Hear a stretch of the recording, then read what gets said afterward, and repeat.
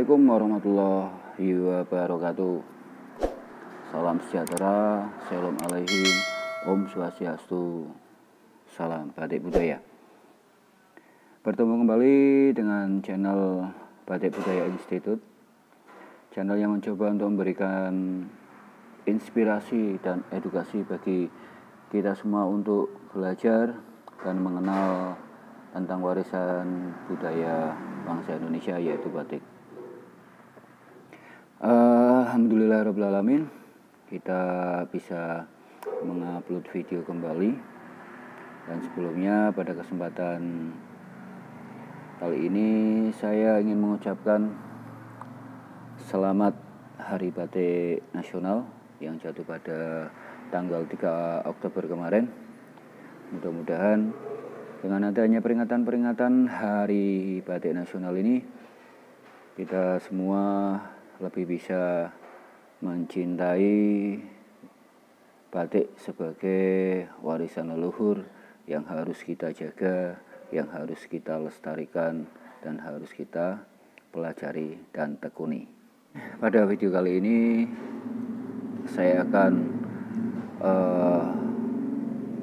membahas tentang salah satu unsur penting dari sebuah batik, yaitu masalah warna. Batik tidak akan menjadi batik tanpa adanya warna. Bayangkan ketika sebuah kain itu kita kasih motif dengan lilin itu, kita cap atau kita pakai batik tulis, kemudian itu didiamkan, terus setelah itu dilorot tanpa adanya pewarnaan, maka jadinya akan sangat aneh dan bukan merupakan sebuah seni dari batik itu sendiri. Warna adalah sebuah elemen yang sangat penting yang menyatu dalam unsur batik itu. Bahkan warna itu saking khasnya sebuah warna, saking kentalnya sebuah warna itu bisa mencirikan dari identitas pembuatnya atau dari identitas asal usulnya dari batik itu. Misalkan saya ambil contoh, ada yang namanya batik Solo.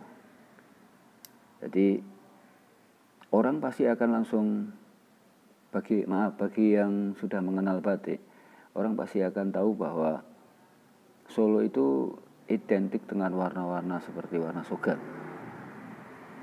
Dengan khasnya sogan itu, begitu mereka lihat, oh ini batik dari Solo, seperti itu. Terus ada lagi yang misalkan kayak peruntukan dari batik itu sendiri. Misalkan contoh kayak batik yang dibuat untuk sarung pantai. Itu batik yang dibuat untuk sarung pantai, itu warnanya pasti mayoritas cerah, warna-warni, dan itu identik dengan yang dipakai untuk sarung pantai. Ini sepengetahuan saya seperti itu. Apa yang sering saya lihat, apa yang sering saya temukan seperti itu. Dan masih banyak lagi.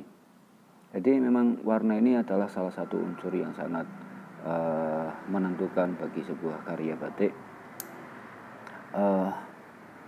Memang perlu sebuah inovasi dan inspirasi tersendiri. Nah,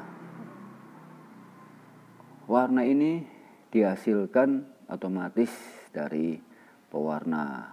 Nah, pewarna inilah nanti kita sedikit akan mencoba mengenal apa itu pewarna batik.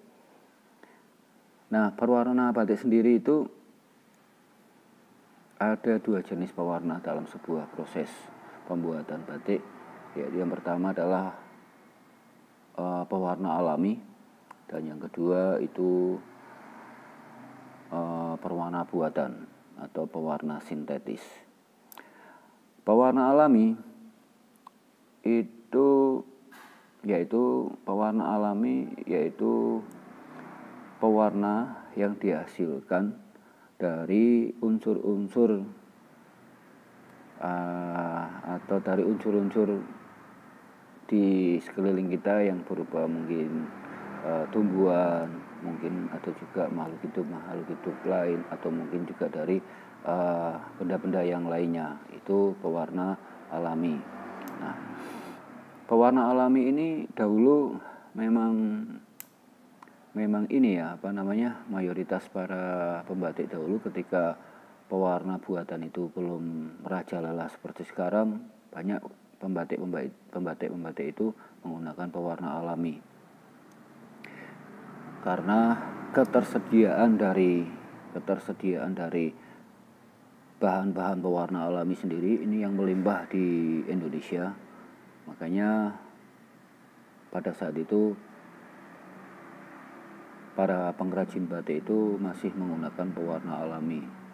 Misalkan contoh pewarna alami itu, kalau bisa kita ambil contoh, kalau misalkan warna kuning itu bisa kita ngambil dari kunyit.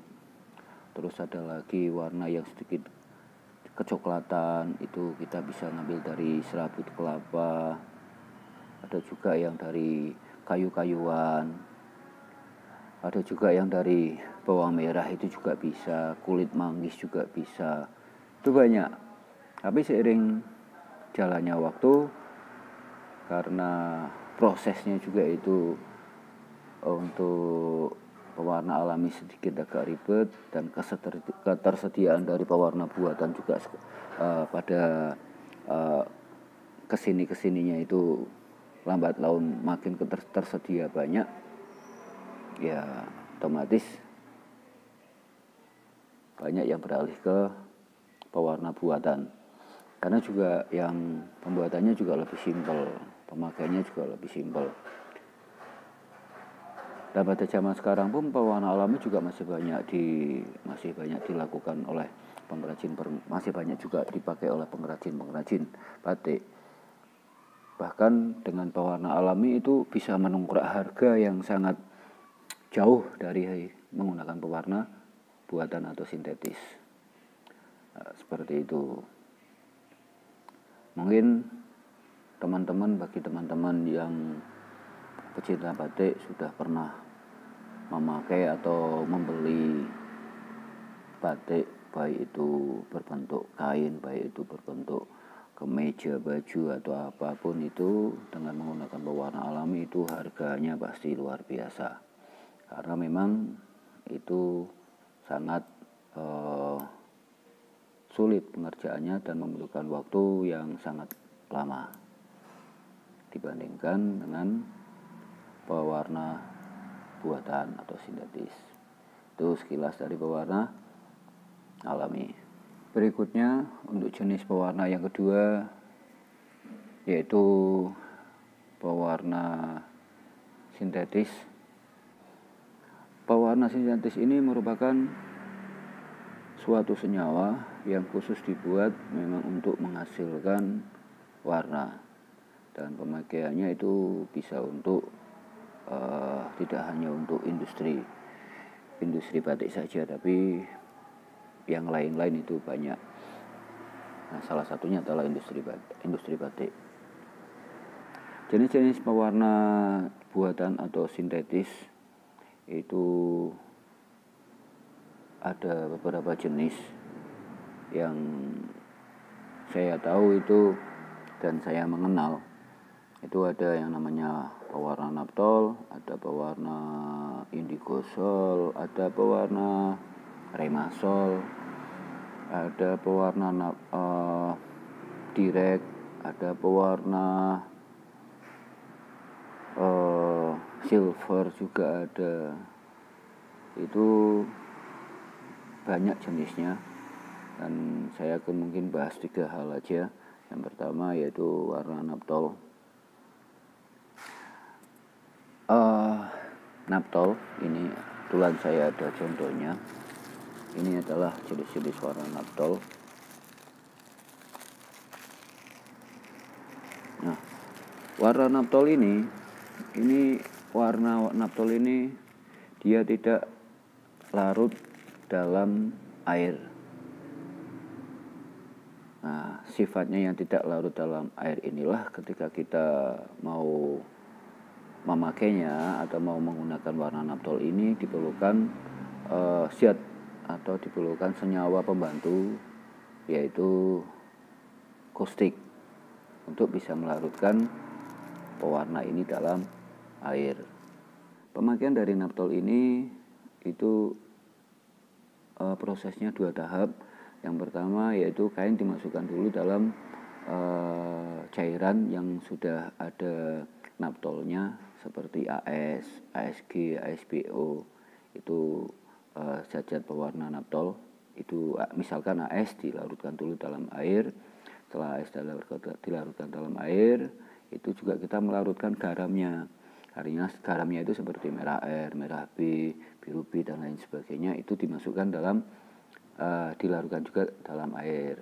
Nah, pertama kain dimasukkan dalam naptolnya, setelah itu ditiriskan dulu sebentar, kemudian kain yang sudah dimasukkan dalam naptolnya ini kemudian dimasukkan kembali untuk memunculkan atau membangkitkan warnanya, biar warnanya kelihatan, mau warna merah, warna kuning, warna biru, warna hitam, dan lain sebagainya. Itu dimasukkan ke dalam garamnya. Jadi prosesnya ada 2. Yang pertama naptol dulu, terus yang kedua digarami sebagai pembangkit warnanya. Itu warna naptol. Pemakaian pewarna naptol itu sering dipakai untuk teknik celup seperti itu. Ini pembahasan secara garis besarnya. Nah, kemudian untuk warna yang kedua yaitu warna indigo sol.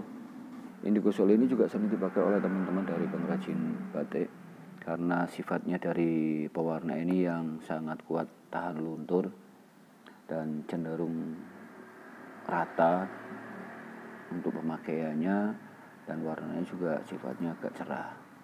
Itu warna indigo sol. Nah, warna indigo sol juga ini dalam proses pewarnaannya itu juga membutuhkan senyawa pembantu atau zat kimia pembantu untuk proses oksidasinya, karena ketika warna itu sudah kain itu sudah diwarna menggunakan indigo sol, ini warnanya tidak akan muncul tanpa atau sebelum melalui proses oksidasi. Proses oksidasi ini yaitu memasukkan kain yang sudah diwarna dengan indigo sol tadi ke dalam larutan asam sulfat atau natrium nitrit. Nah, tujuannya itu untuk menguatkan warnanya dan memunculkan warnanya. Karena kalau tidak dioksidasi semacam ini, warna dari indigo sol ini tidak akan muncul. Biasanya pewarna indigo sol ini itu dipakai pada teknik colet.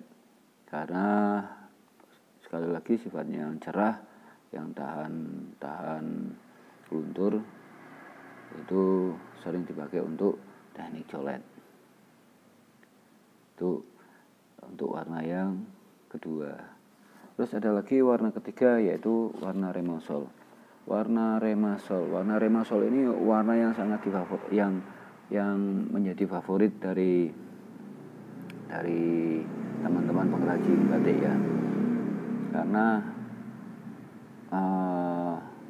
sifatnya yang mudah larut dalam air, terus proses pengerjaannya menggunakan pewarna ini juga lebih simpel.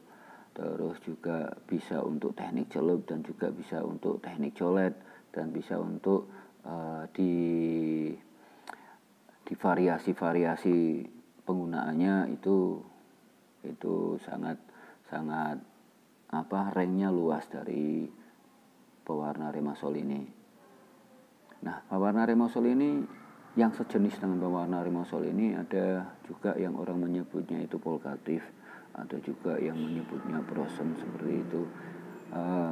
Itu satu jenis dari sifat dan cara penggunaannya, cara pemakaiannya itu hampir sama.